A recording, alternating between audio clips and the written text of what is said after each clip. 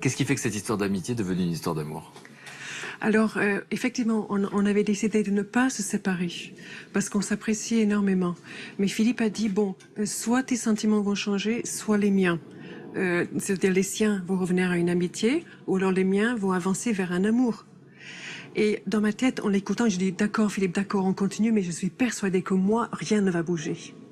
Et un soir, il m'invite à dîner, on a un dîner en tête-à-tête, mais vraiment très amical. Tout s'est très bien passé. Merci Philippe, c'est très bien. Donc je quitte son appartement et je ferme la porte.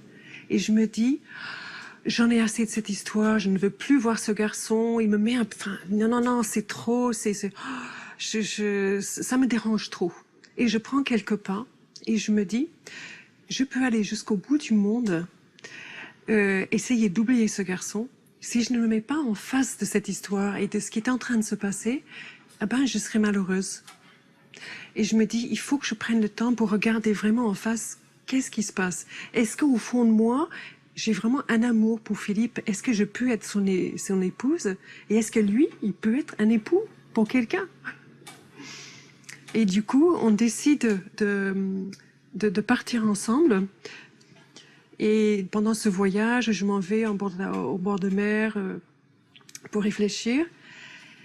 Et en fait, je suis devant les vagues et je me dis, mais mon Dieu, est-ce que c'est la voie pour moi? Il me semble que je l'aime.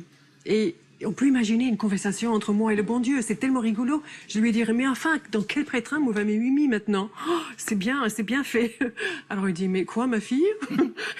Je lui dirais, mais qu'est-ce que je fais? Enfin, je cherchais un mari, effectivement, je veux aimer, mais moi j'avais une image, un grand brun ou blond, ça fait rien, quelqu'un quand même un peu beau, mais avec des qualités qu'on souhaiterait et surtout beaucoup d'argent.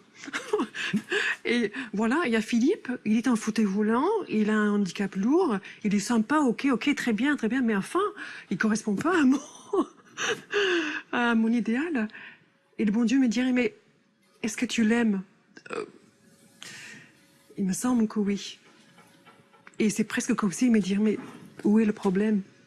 C'est aussi simple que ça. Et là, vous êtes dans les vagues, vous parlez à vous-même ou au bon Dieu, en tout cas. Je parle à mon Dieu. C'est-à-dire qu'à un moment donné, vous affrontez la réalité de vos sentiments. Oui. Et là, qu'est-ce qui se passe?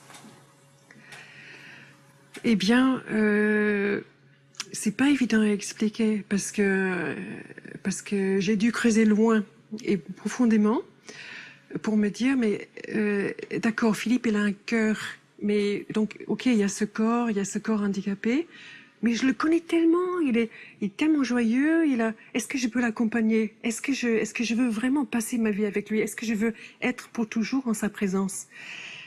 Et je trouve que la réponse est oui.